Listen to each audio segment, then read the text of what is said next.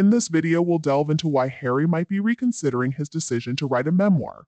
Stay tuned to find out what factors may have led to this change in perspective. Hello friends, welcome back to the King YouTube channel. It's interesting to hear Tessa Dunlop's insights on Harry's potential regrets regarding his memoir, especially concerning his remarks about Princess Catherine. I agree that Harry may have various reasons for regretting what he disclosed in his book, including unfounded accusations and personal revelations. His actions and behavior could indeed be subjects of remorse, considering the impact they've had on his family and public perception. According to the New York Post, Princess Catherine felt like she was under attack and had no intention of forgiving Harry and Meghan for their public betrayal. Additionally, Catherine ceased efforts to reconcile Harry and William after Meghan's announcement of her cancer diagnosis. Many people are wondering if Harry feels any sense of regret. In my opinion, he doesn't regret anything he said. He's just upset that he now has to face the consequences of his actions. No one in the royal family is covering up for his nasty behavior anymore. There are two major problems Harry is facing right now, and spare is going to prove very unhelpful. Firstly, Harry admitted to using drugs. I know his lawyers are claiming that was a lie, and so he has every right to have his visa in the US, but I'm not convinced. It's pretty interesting to see how everything Harry wrote has come back to bite him. The next issue is this whole pity scandal. Now, Harry's name is listed in that lawsuit, and reportedly he hasn't seen Diddy since 2007 and reportedly wasn't involved in any of these parties. But in Spare, Harry basically said the opposite. He claimed to have contacted and met with Diddy after that time. Could it be that in the case of Harry being sued, his lawyer once again is claiming that it was a lie, but in fact it wasn't? I don't believe that Harry's just telling this stuff to sell books. It's funny, isn't it, how Harry's always proven to be a liar just like Meghan Markle. So if Harry regrets the book, I suspect the real reason has very little to do with Catherine, the Princess of Wales. Why would anybody believe that Harry would regret that book? Are people trying to find some sympathy for him? As we're nearing the 10th anniversary of the Invictus Games and Harry's preparing to return to England, it seems he realizes his home might not be as welcoming anymore. Yet, there's no sign of him apologizing. Harry seems oblivious to the idea of saying sorry. If King Charles believes the UK's citizens would accept them back easily, he's mistaken. He should focus on his duties as king and stop pampering Harry. Do people realize how awkward it was for the royal family when Harry said he wanted them at the event? How can anyone overlook what Harry and Meghan have done? How can we simply ignore their actions and promote an organization they've tarnished, rendering it meaningless? Harry might be feeling the pinch financially. Even though he received millions from the Queen Mother and Diana, it seems Meghan's extravagant lifestyle demanded more. When faced with financial troubles, Harry probably regretted his actions and clung on to whatever support the royal family offered. However, he lacks the expertise to manage organizations, including the Invictus Games. It's unfortunate for the veterans who participate, as the Games were meant to support them and recognize their achievements after suffering injuries. The German Invictus organization has distanced itself from Harry and Meghan's version to prioritize veterans' needs. Hopefully, others will follow suit. Despite causing problems, Harry seems unwilling to let go of the event. It appears that Harry and Meghan's actions have severely damaged the organization. Reports suggest that Invictus has reached out to Prince William due to his significant donations to the charity. This reminds me of the prestigious Aviation Award, which also prioritized William over Harry. Despite the potential boost to the Games, William declined the invitation.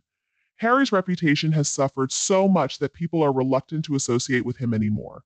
It seems Harry has allowed Meghan to overshadow him completely. Since marrying her, Harry has undergone a dramatic transformation from a respected royal prince to someone seen in a negative light. Before Meghan, Harry shared a close and healthy relationship with William and Catherine. They enjoyed spending time together, but now Harry regrets his past remarks, which inadvertently insulted his brother and sister-in-law. It seems too little, too late for Harry. The public and patronages likely wouldn't welcome his attempts to make public appearances in an effort to assist the family. They don't need the kind of help Harry can offer. His regrets come after he and Meghan have been exposed as self-serving hypocrites, leading them to become one of the most disliked couples globally. In contrast, Catherine has consistently shown dignity and honor, earning respect worldwide. Harry and Meghan, however, have not. They should cease their actions and urge their supporters to stop attacking Catherine. Continuously speaking ill of her only adds to their unpopularity. Harry's regret for his past remarks about her likely stems from the fact that he lied. Adding insult to injury, neither Harry nor Meghan defended the king and Catherine after being accused of racism. Their silence in such a serious matter was noticeable. Furthermore, they were publicly implicated by someone seemingly supportive of them, which must have been shocking and upsetting for the king and the princess. With the numerous lies and harmful actions perpetrated by Harry and Meghan against the royals, forgiveness seems out of reach. Their actions have caused irreparable damage to their relationship with the royal family. Regarding the Invictus event, I believe Harry's upcoming trip back to the UK in May will be seen as nothing more than a money-making venture.